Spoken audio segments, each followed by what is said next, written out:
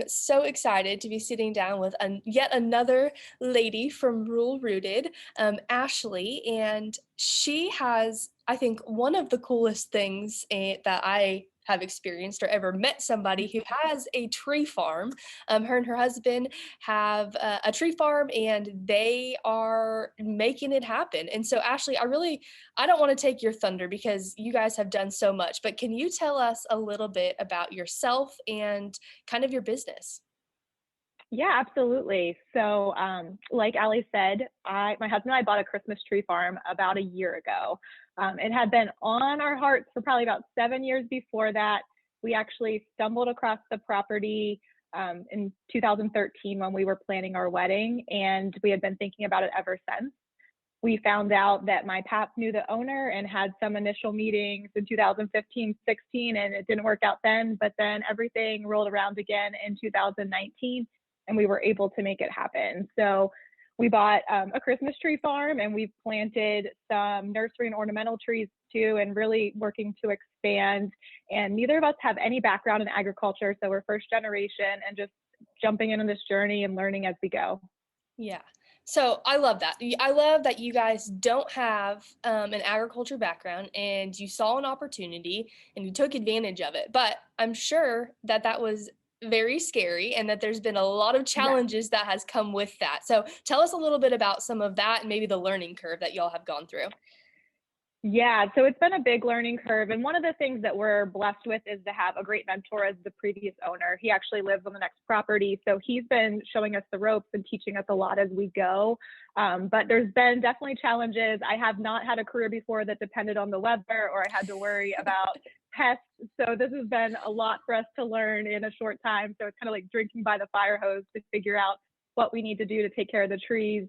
Last summer we had somewhat of a drought, so that was a big lesson right away in how you can't control everything, and making the best of it and doing what we can to protect what we're trying to grow and build. Right, absolutely. Yes. Whether I know I think everybody well, I shouldn't categorize it as everybody, but a lot of people, view agriculturalists as unintelligent people that just throw a seed out in the field and hope it grows, right? But as I'm sure you've learned, there's much more than that goes into it. There's there's a lot, yes. Yes, like you said, the weather, I mean, you really do become a weather person, you become a chemist as far as figuring out Yep. fertilizer and all of that kind of stuff. I mean, the seasons have a huge bearing, especially for y'all being Christmas, being your season. You have a lot of planning that goes into it to make sure that it's ready for that particular time of year, right? So, Yeah. what has been maybe the biggest thing that you guys have got into where you're like, "Oh, man, we were not ready for this," or, "We didn't know what we were getting ourselves into in this situation." So I think one of the things that was a little challenging is there had been somewhat of a tree shortage the whole way Mhm. from seed to actually selling Christmas trees. So we were able to get our hands on some transplants to plant this year, and we pretty much ordered everything we could. So we ended up with a bigger order than we probably needed to, and then trees started coming. And we don't have a big crew; it's basically us and an occasional helper here and there. So just figuring out I don't always, I can't predict exactly when the trees are going to show up at our door, and they need to get in the ground pretty quickly. So just adjusting to that schedule, and learning to figure out how are we going to get 1,000 trees planted today, and what are we going to do next, and when's the next order going to come. So just really learning to be a little more flexible and figure things out as we go, because not everything is able to be planned with the weather, with the orders, with the way the whole industry goes. Right. And can you walk us through like the process of, I mean, you just said you guys have done transplants, but like once that tree goes in the ground, like what's the cycle and like from start to finish? Yep. So we don't plant trees by seed. We buy them as transplants, and they're typically 3 or 4 years old already. So they've Okay. grown in a seedling bed for a year or two, and then in a transplant bed for a couple years, and we get them shipped to us bare root. And so we plant those trees. A lot of our time in the summer is spent mowing, maintenance, weed control, pest control, and then in July, starting now, we'll be pruning and shearing all of our trees. And so from when we plant that transplant that's already 3 or 4 years old, we have about 6 to 8 years till it's ready to sell. Okay. So we have a long time in between, and really we're just taking care of it, trying to have no damage in between, have it still a good, healthy tree, and have it be ready for someone at Christmas 6 to 8 years later. Yeah, I think it's such a cool concept. I mean, obviously everyone loves Christmas, right? And so the fact that you guys Yep. are able to kind of embody that whole Christmas spirit on your farm to be able to know, like, hey, I grew, I was a part of growing a tree that's now going to be put in someone's home that memories and everything is going to be formed around. So I think it's such a cool thing that I've just never heard anyone else do. Obviously, there's Christmas tree farms, but I just have not known anyone who's been a part of it. And that's been a big thing for us. We really, we have a couple years till we have a full Christmas where we can be open for like a full amount of people to come out and choose and cut their trees with their family. But we're really working toward making this a place for community, a place for families to come. It's not just come get your Christmas tree, it's come have an adventure, a day, a bunch of memories with your family. And we want to do other things along the way to make it so you're not just getting your tree and leaving, but there's things to do while you're here, and spending time. So we can't wait to be able to draw people in and have that. And hopefully we'll do some events before our trees are ready in a couple years. We have some things in the works, but we're really excited about it. Yeah, I'm excited to watch that unfold for y'all because I think it's going to be a really cool thing to watch and a great thing for y'all to be a pillar in your community with. Yep. And actually, I didn't mention this, but the tree farm is pretty close to my hometown, so it's kind of nice to be back home, close to family, and part of a smaller community. We were living in a city before, so part of a smaller community again. Yeah, that's so cool. And so now that you are, you said you just had mentioned you were living in a city before. Now that you're out, so do you all actually live on the tree farm or? We do. Okay. Yep, we live in an A-frame on the tree farm that does not have a furnace, so we heated our house with Oh my firewood. God. So it is a little bit roughing it, but we're making it work. We get to live out here, and it's very peaceful, but definitely rural. So going from the city now to not having a furnace, what has that been like?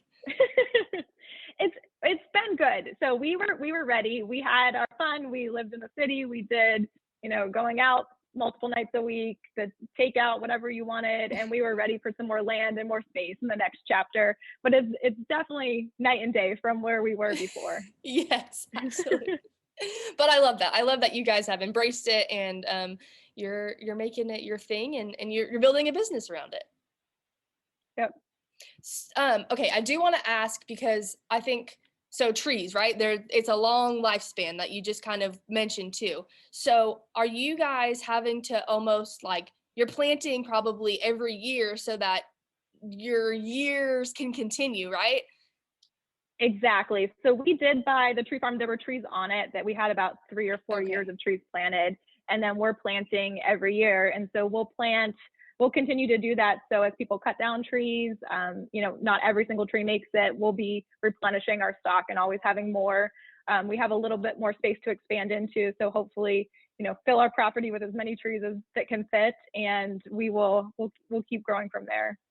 Okay, and so you guys are also allowing when people come, they'll be able to cut down their own tree. Exactly. Yep. You'll be able to cut down your own tree. We live on a pretty hilly place, so hopefully we'll have some, hay wagons or different ways to get people around and get their trees back to the shop. But you'll be able to walk around, find the tree that speaks to you, that's the right one to go home and cut it down yourself. I love that. I think that again goes back to the just whole idea of making it really a family affair and not just like Home Depot when you pull up and pick out a tree that's standing or Yep. leaning in a corner and tied onto the top of the car, right? It's really a whole family ordeal for a whole day experience if you wanted to make it that way. Yep. Exactly. We were actually customers of this tree farm before we bought it, so we got to come out and cut down our tree, and now we still do, but it's a little different. Yes. So I want to talk to you about that because it already having been a tree farm, I'm sure there's been kind of some um, I don't know if challenges is the right word, but moving it from the previous owner to y'all, as far as have people been like, hey, can we come get our tree this year? Or how has that kind of been? Yeah, so we had a good many people show up last year, and we don't have many trees, so we definitely had to turn people away. I had all over our website, all over every social media that we weren't open, but not everyone gets the message, and so Right. we definitely have people come. They give you, and I feel so bad because they tell me that they've come for however many years, the last 20 years with their family, and I want to let them on, but we have to let our trees get a little bigger so that we have a recurring business and there's enough every year. So we're managing our inventory now, but yes, people still do show up.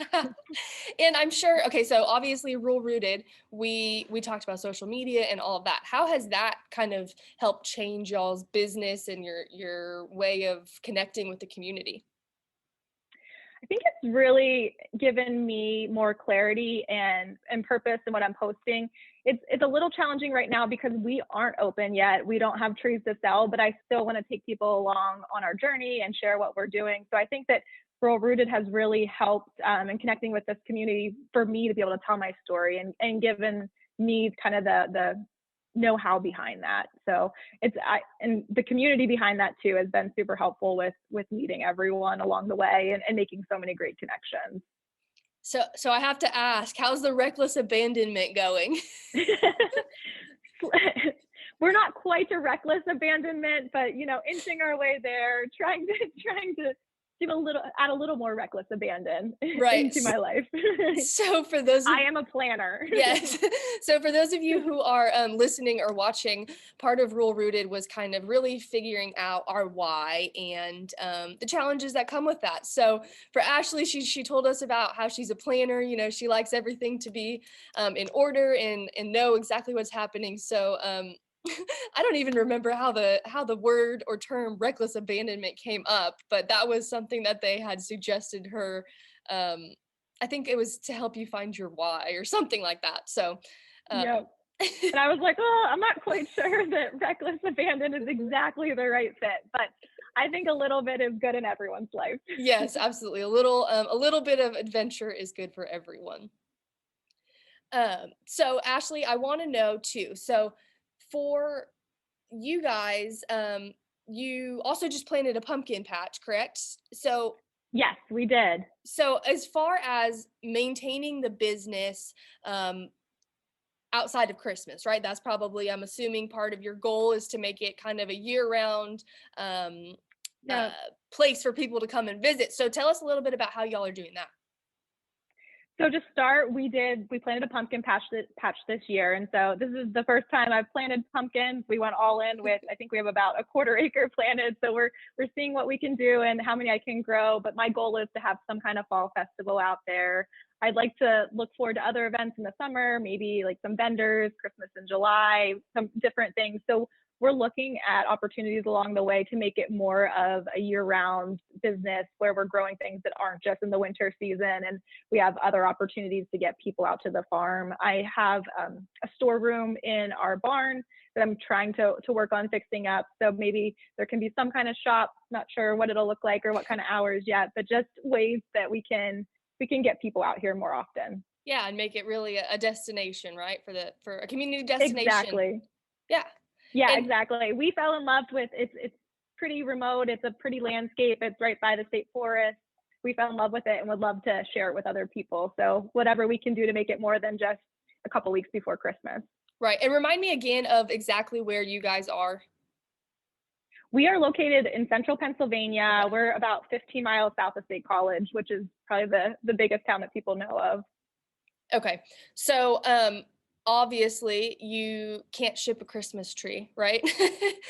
No, can't ship a Christmas tree. But do you guys have anything for somebody who maybe is listening in California, and they want to support your business? Is there a way for them to do that yet, or still? Coming soon. I have a Okay. couple things in the works to get some of the Christmas vibe to you all year round in different states. So there's some things coming, but not right this second.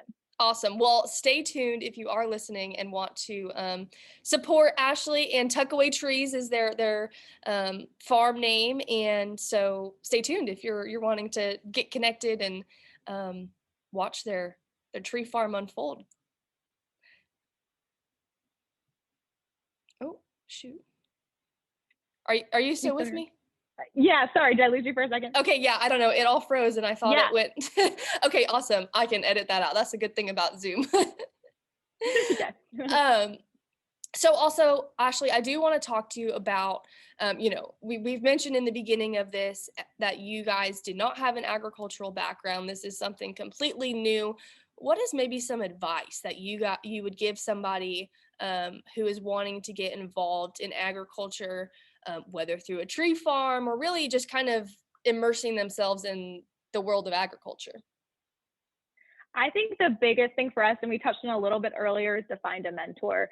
I think we've read a ton. We have all sorts of books on taking care of trees and what you need to do for a tree farm. But I think having someone that has had the experience and been through it and can guide you has been so helpful. And obviously, you're going to learn and you're going to take things and adjust them and make them your own. But having that person with all that knowledge, I think is vital. So if you can find a mentor in the space, I think that's the way to go. Yeah, absolutely. I think that's awesome advice, especially in a industry that's ever changing, and there's so many different facets of it that you do have the potential to get involved in. I think that's great advice. Find somebody in your niche and use them as a mentor. Yep, absolutely. So we're at the point in the episode where we'll move into our rapid fire if you are ready for those. Okay, that sounds good.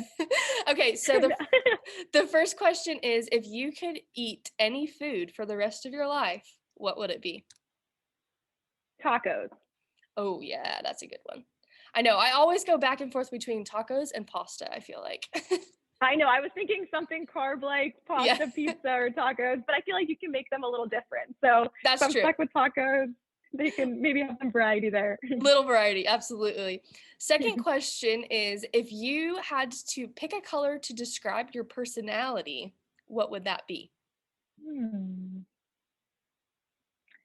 I'm gonna go with green, and I've never had anyone ask that question before, but I'm gonna pick green because I feel like it is, alive, bright. It reminds me of growing, ever changing. So I guess green. I love that for you. I think that is perfect.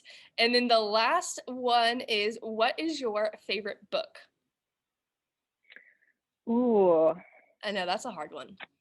that is a hard one. I like to read a lot of fiction books. I'm really into thrillers, and so one is not sticking out by name, but I do love to read. I don't know. I'm trying to think if there's a book that from before. We just got a little kid's book, Otis the Tractor, and that's what we named our rusty old tractor after. After I don't know if Cute. it's my favorite book, but it is cute. Cute, and there's connection, right? Yep. All right. And then the last thing, Ashley, is if people are wanting to connect with you, what is the best way for them to do that? Instagram or Facebook, my handle is Tuckaway Trees, and I would love to connect with you. And our website is tuckawaytreefarm.com. Awesome. Well, Ashley, thank you so much for taking some time out of y'all's schedule to chat with me and talk about the tree farm. I am so excited to watch everything that y'all have planned unfold, and I know it's going to be fabulous, and that there is going to be a whole community of people who turn to y'all for creating family memories. Oh, thank you so much. It's been fun.